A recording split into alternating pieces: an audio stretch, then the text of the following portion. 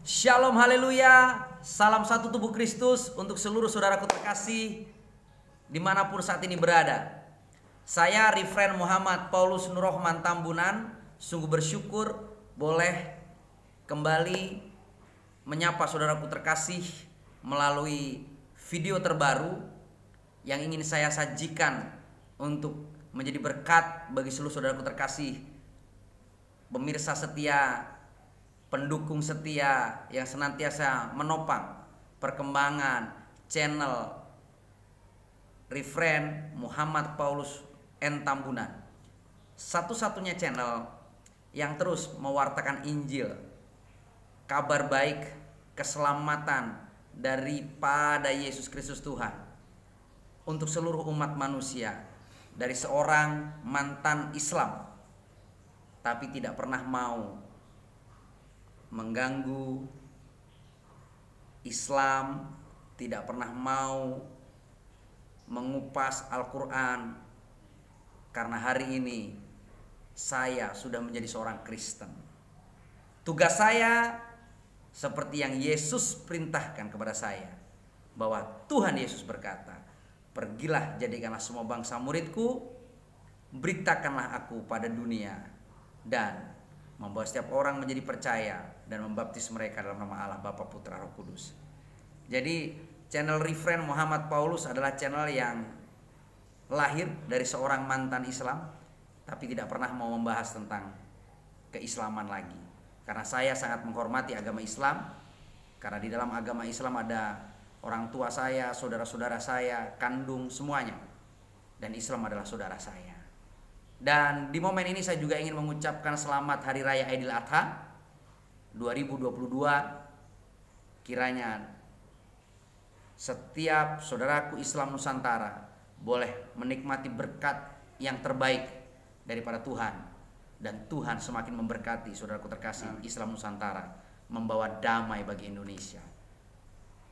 Jadi pada saat ini saya sungguh penuh sukacita karena di samping saya sudah ada seorang sahabat dari usia adik saya, tapi sebagai orang Kristen senior saya harus hormat. Ya kan? Saya 45 tahun, beliau 36 tahun. 6 tahun. Beda tipis, 9 tahun, ya kan? Jadi beliau adalah sama seperti saya, mantan seorang Islam di masa lalu. Beliau adalah Pendeta Yoel Harahap, Gembala Sidang dari Gereja Pantai Kosta Pusat Surabaya, GPPS Kota Pinang, yang ada di Labuan Batu Selatan, Sumatera Utara. Jadi saudaraku terkasih dalam Tuhan, mari kita sapa beliau. Shalom, brother. Shalom. Haleluya. Haleluya. Salam satu tubuh Kristus. Yes, inilah kami, penuh sukacita. Amin. GKRI, GPPS, tapi satu tubuh Kristus.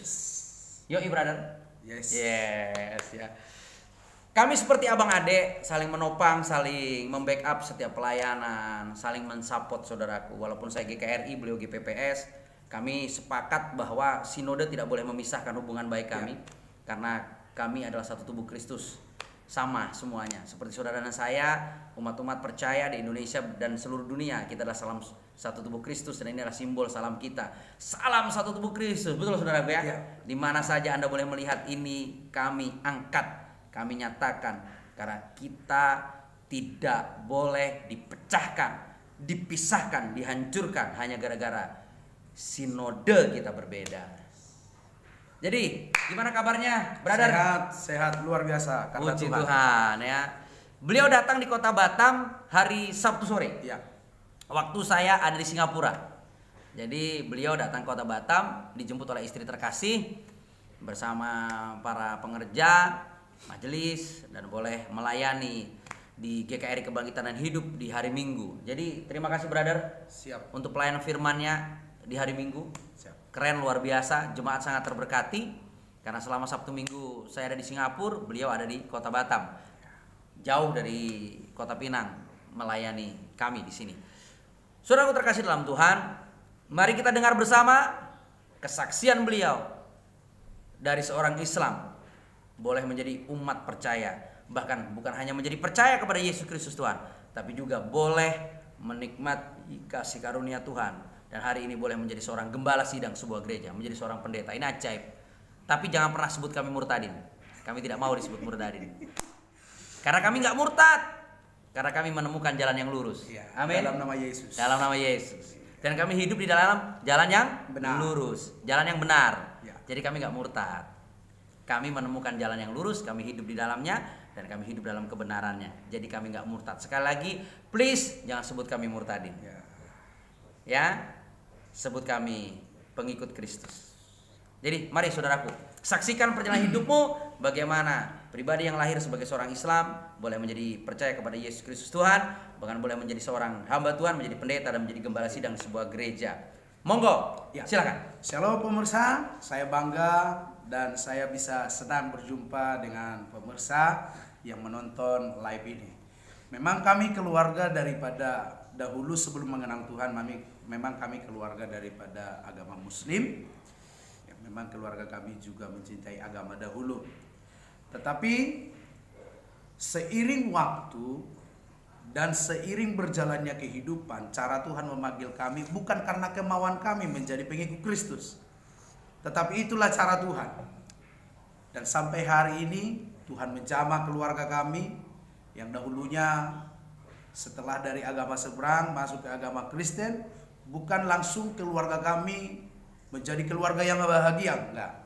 Tetapi keluarga kami broken home, menjadi keluarga yang hancur. Dan sehingga di dalam hidup saya terjadi sebuah pemikiran seperti ini. Oh, kenapa keluarga kami setelah menjadi orang Kristen menjadi hancur? Setelah menjadi orang Kristen ya, sebelumnya baik-baik saja. Baik-baik saja. Oke, lanjut berarti. Nah, terus setelah itu ternyata kami waktu itu hanya memahami ya ketika Kristen ya Kristen. Oh, gitu. Nah, Siap. Tetapi sebenarnya yang Tuhan mau bukan hanya menyandang sebagai orang Kristen, Yes. tetapi harus menghidupi Kristus di dalam hidup. Amin. Nah, setelah itu kehidupan keluarga kami broken home, dan sampai karena orang tua saya adalah orang tua yang memang saya menganggap dia dahulu sebelum kami bertobat dan sebelum kami mengenal Yesus, menganggap dia adalah bukan bapak saya. Oh, kenapa Ya, itu? Karena orang tua saya mendidik kami dengan didikan yang keras, Wah, bukan figur seorang bapak. main hantam, main pukul, Ya, main libas. main pukul, main hantam, dan pernah saudara, itu yang membuat saya dendam di dalam hati saya. Ya. Dan sampai waktu saya kuliah tingkat 2, disitulah saya lepaskan pengampunan. Karena apa? Haleluya. Orang tua saya dahulu pernah menghajar saya dan memukul saya dengan rotan, dan rotan itu sampai habis di badan saya, dan pernah badan saya ini hampir 2 minggu busuk oleh karena hajaran itu. Karena pukulan rotan itu ya. Rotan itu. Memang Itu karena salah saya. kelas berapa itu waktu ingat itu? Kelas 2 SMA. Oh, sudah besar sebenarnya. Ya. Sudah sweet 17 waktu itu berarti. Ya. Wah, oke. Udah waktunya emosinya meledak-meledak. Siap. Setelah itu saya timbul di dalam hidup saya, dia bukan bapak saya. Kepahitan. Dia bukan bapak. Tetapi dia adalah orang yang layak dibinasakan. Sehingga saya masuk bela diri dengan satu tujuan untuk membunuh dia. Wah. Kepahitan itu mengerikan, saudaraku. Menghancurkan. Anak ingin membunuh Iya. bapak sampai Iya. seperti itu karena kepahitan. Ya. Karena sakit hati. Oke, lanjut. Setelah itu, bahkan pernah juga saya meminta kepada Tuhan. Tuhan, jangan sampai saya yang membunuh dia. Bila penting Tuhan ambil. Nah, setelah dendam itu semakin bertubi-tubi, semakin banyak, makin memanas dalam hidup saya. Tiba-tiba di balik itu bapak saya dipanggil Tuhan menjadi pelayan Tuhan. Ya. Saya kecewa akan hal itu semua. Dan saya kecewa dengan apa yang saya pelajari. Saya mau tunjukkan kepada bapak saya bahwa saya ini mampu membunuh dia. Ternyata dia menjadi seorang pelayan Tuhan. Bertobat, Bapak. Bertobat. Oh, Bapak dulu yang bertobat. Iya. Dan menjadi seorang pendeta. Pendeta. Sampai hari ini menjadi seorang Ya, gembala sidang. Gembala sidang. Haleluya. Tuhan Yesus saja. Nah, jadi setelah itu saya tidak bisa terima dia menjadi seorang pendeta. Ada mah. Bapak bertobat pun gak diterima ya. Oleh karena kepahitan itu. Oke, siap. Lanjut. Jadi sehingga seiring waktu tujuan saya hanya ingin mempermalukan dia. Enggak ada lagi niat membunuh, tapi mempermalukan. Waktu itu di mana berantem saya sudah di sana. Di Di mana ada main judi, saya sudah ada di sana. Di mana mabuk-mabukan, saya sudah di sana. Karena apa? Tujuan saya untuk mempermalukan dia sebagai hamba Tuhan. Tetapi dari kisah ini saya mengambil sebuah kesimpulan, kalau bukan Tuhan yang menjatuhkan kita, mau beribu-ribu tangan pun mau menjatuhkan kita, tidak akan bisa. Yes, setuju. Karena tidak ada satupun orang yang sanggup menahan tangan Tuhan yang kuat. Yes. Jadi oleh karena itu saya kecewa dan saya tidak tahu lagi mau arah kemana. Sehingga pernah juga sempat mencoba memakai narkoba. Ya, dengan tujuan nggak ada lagi arti saya hidup. Yes. Karena figur seorang bapak itu saya tidak temukan. Sehingga oleh karena hidup saya hancur, oleh karena hidup saya tidak tahu lagi mau kemana. Pada awalnya saya mau ke sekolah Alkitab itu pelarian. Oke. Pelarian. Pelarian. Ternyata mau menjadi hamba Tuhan karena pelarian itu sangat sakit. Nah, karena apa? Nggak tahu tujuan hidup. Iya, oleh karena pelarian itu. Betul. Setuju, ya kan? Yang pelarian bertobat. Jadilah hamba Tuhan yang sejati. Pelayan Tuhan yang sungguh. Yes. Jangan main-main, jangan pelarian. Ntar kau dilarikan sama setan. Lanjut, brother. Setelah itu, waktu saya masuk tingkat 1, semasa tingkat 1 saya masih merokok di kampus itu. Saya masih minum. Karena apa? Saya berpikir waktu kalau sudah masuk kampus, sekolah tinggi teologi semua kudus. Ternyata enggak, bajingan juga banyak di sana. Wow, ketahuan. Ayo yang masih bajingan di sekolah tinggi teologi tobat, ya kan? Banyak. Yang masih ngerokok, ya kan? Tobat. Yang masih curi-curi pacaran, tobat. Setelah itu adalah kesempatan waktu itu balik ke Sumatera dari Surabaya. Saya sekolah di Surabaya. Sebentar. Brother, sekolah Alkitab, sekolah tinggi teologi di mana? Di STT Tabernakel Lawang. Beliau adalah alumni STT Tabernakel Lawang. Jadi saudaraku yang adalah alumni dari STT Tabernakel Lawang, shalom, ya kan? Ini keren. Lanjut. Setelah itu pelarian, masuklah kuliah 1 semester, ada kesempatan untuk balik ke kampung halaman. Jadi di situ pada waktu mulai mengenal Tuhan, tiba-tiba waktu itu saya sampai di kampung. Waktu itu padi orang tua saya sedang menguning. Siapa tuh di tua ya? Iya, saya pergi ke sana untuk memperhatikannya. Saya berjumpa dengan muda-mudi dari salah seorang muda-mudi yang dilayani bapak. Saya melihat muda-mudi ini memang orangnya baik. Bapaknya dahulu saya perhatikan orang yang setia. Tapi setelah saya berjumpa dengan muda-mudi ini, saya memperhatikan dia pernah mempunyai penyakit di sininya bocor. Namanya Juliani Simorangkir. Juliani Simorangkir. Ya, dia tinggal di Batam ini sekarang. Horasito. Ya. Itu di mana di Batam? Ya. Nanti meluncur sama saya, bikin ke video yang keren ya. Setelah itu, saya waktu itu masih menganggap saya bukan pendeta. Tetapi ketika saya pulang ke kampung saya, orang sudah menganggap saya pendeta muda. Wah, dengan bangganya pendeta muda. Padahal belum jelas. Iya. Belum jelas. Ya, pulang saya ke kampung menjadi sok rohani. Berarti sok rohani itu nggak bagus. Bukan roh, tapi sok roh. Sok roh ya. Oke, setelah itu saya panggil dia, apa kabarmu dek? Saya bilang, baik bang. Katanya.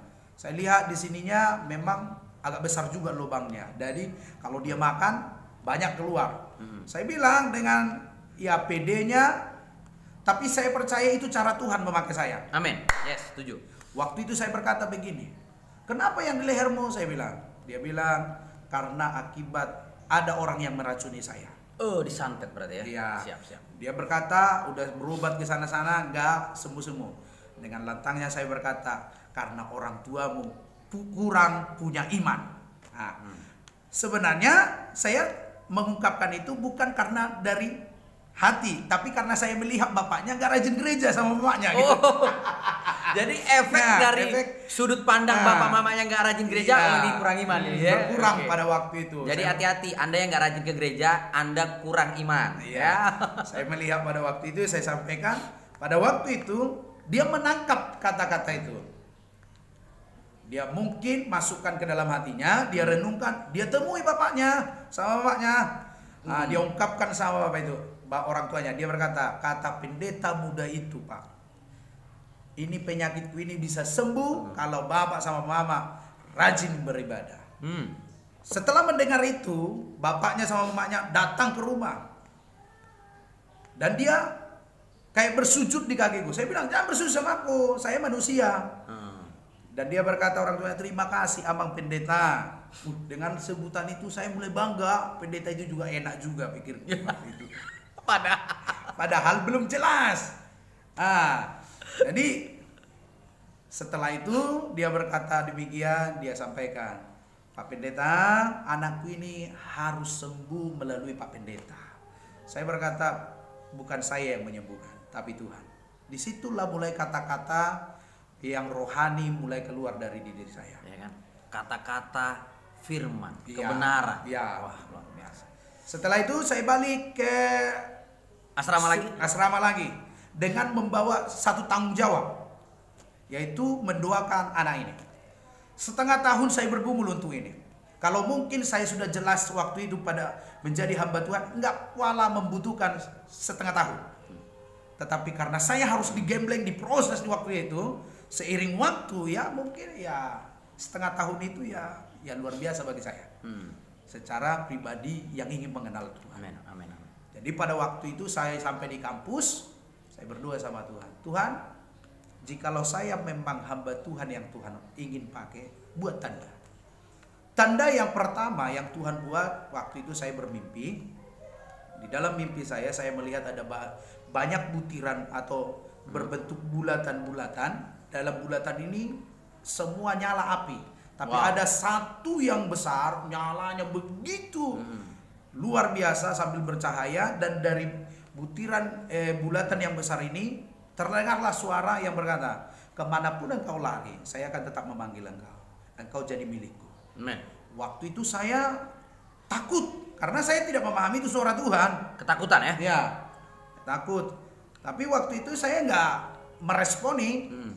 Kedua kalinya saya pergi ke kamar mandi, karena kamar mandi kampus ini ada kamar mandi yang memang terpisah jauh dari asrama, sehingga orang-orang yang melakukan yang tidak benar pun, yang masalah merokok bisa. Anda tahu mereka buang hajat sambil merokok, itu kebiasaannya. Itu saya lakukan juga dulu soalnya.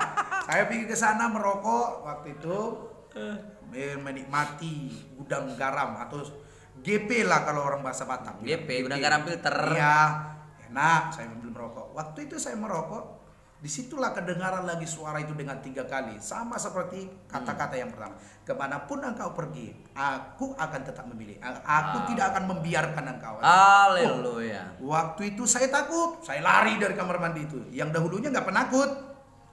Saya jumpailah dosen saya berkata begini, ada suara. Saya jujur di situ, saya sebut, saya sampaikan waktu itu saya juga merokok waktu itu. Dia jelaskan bahwa itu suara Tuhan. Amin, amin, haleluya. Nah, mulai dari situ saya pun masih tantang Tuhan, kayak sok-sok jago gitu sama Tuhan. Si Panggaron kata orang Batak. Nah, saya bilang satu jawaban dari doa saya sudah terima Tuhan. Sekarang Tuhan, saya diberangkatkan bapak saya kuliah ke sini. Orang tua saya cuma hanya berpesan, kalau kau menjadi hamba Tuhan, hidupkan Tuhanmu. Bayangkan saudara, mengambil S1 itu hanya 300.000 per semester dikasih. Dari mana saya dapat uang? Waktu itu saudara, saya juga waktu sekolah kumpulkan botot lah. Saya tidak mau ibaratnya mengemis jadinya. Kumpulkan butut, Anda tahu? Nah, itu panggilan yang sejati. Nah, terus kumpulkan saya butut. Di kampus saya kumpulkan botot. Kadang-kadang saya beli dari luar mie 1 dus, saya jual di dalam untuk memenuhi kebutuhan saya. Ya.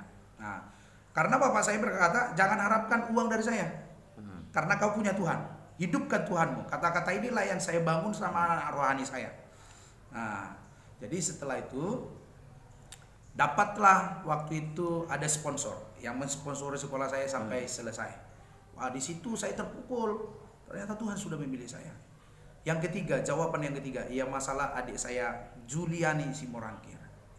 Tuhan ada satu lagi. Kalau memang dia sembuh, saya percaya Tuhan memakai saya. Saya yakin Tuhan memilih saya. Haleluya. Nah, pada waktu pas setengah tahun, saudara, bapaknya menelepon, mamanya menelepon dengan nada nangis. Saya cuma berpikir, waduh, gawat ini. Mati jangan-jangan ini. Mati, ya gitu. Padahal sembuh. Ya. Haleluya. Ya namanya belum pernah melihat tanda yang heran. Yes. Ya. Pengalaman pertama itu. Iya, pengalaman Siap, pertama. siap, oke. Itu pertama sekali doa saya. Saya melihat waktu itu jantung saya begini. Wah, udah mati lah. Pokoknya Amang Pendeta harus pulang. Pokoknya harus pulang. Waduh, saya berusaha mencari sesuatu untuk mencari tiket pesawat yang supaya terbang OTW pulang. Dan pada waktu saya pulang kedua kalinya, ada dua hal yang luar biasa yang saya temukan. Yang pertama, yang saya berpikir anak itu sudah mati, ternyata tidak, ternyata sembuh. Haleluya. Saya melihat kalau Tuhan yang sudah menyembuhkan tidak ada bekasnya. Haleluya. Luar biasa. Amin. Luar biasa. Jadi sekarang dia di Batam. Dia di Batam. Nanti selama berada di Batam ada ketemu dia. Saya akan usahakan saya cari dia. Telepon dia, Iya. tanya alamatnya. Iya. Kita ke rumahnya. Oke, siap. Siap. Lanjut. Dan itu yang pertama, saya langsung di situ tersungkur di hadapan Tuhan. Kayak saya merasa saya Dia apa itu? ditegur Tuhan secara nyata. Bahwa Tuhan menyatakan aku itu Allah yang hebat. Yes. Allah yang hidup. Amin. Allah yang mengerti setiap apa yang kau pergumulkan. Itu. Setelah itu saya tersungkur, saya masuk kamar dan perkara yang luar biasa yang saya temukan yang kedua adalah belajar mengampuni bapak saya. Nah, setelah sudah tingkat 3, saya temui bapak Tahun saya. kedua. Disitulah pertama sekali saya temukan dan saya rasakan rangkulan seorang bapak. Dia merangkul saya, dia mencium saya, dan disitulah bapak saya memberkati saya. Di situ saya sangat terharu, terpukul. Kasih Bapak Kasih tercurah. bapak itu tercurah. Hati Bapak kembali kepada anak-anaknya. Yes. Dan hati anak-anak kembali kepada bapaknya. Amin. Genap firman itu. Mantap, brother. Lanjut. Jadi saya mau sampaikan kepada kita umat-umat Tuhan yang menonton siaran ini, ternyata nggak ada artinya untuk dendam kepada seseorang. Yes. Itu merugikan kita. Betul. Salah satunya hati kita yang tersakiti, pikiran kita yang dimakan. Karena apa? Selalu kita berpikir bahwa dia itu jelek di mata kita. Amin. Padahal sebenarnya Tuhan menciptakan kita adalah manusia-manusia yang paling mulia. Amin. Yes, ingat itu. Jangan Jadi, pernah kepahitan. Setelah itu saya lepaskan pengampunan, saya rangkul bapak saya, dan saya sekarang bersama dengan bapak saya seperti kakak adik. Kakak adik Bersama melayani Tuhan. melayani Tuhan. Dan saya Tapi jelaskan dulu, brother. Beda sinode. beda sih. Tapi satu Tubuh Kristus. Haleluya. Dan sekarang oleh karena kedekatan kami dan oleh karena pemulihan itu terjadi, saya bukan hanya kadang-kadang manggil dia Bapak, tapi kadang-kadang saya panggil, bagaimana kabarmu Pak Pendeta? Bagaimana kabarmu Pak Pendeta? Dia jawab, sehat Pak Pendeta. Itu semua bisa terjadi karena Tuhan. Kalau Keren. bukan karena Tuhan, kalau bagi ada Batak itu kurang ajar. Iseho.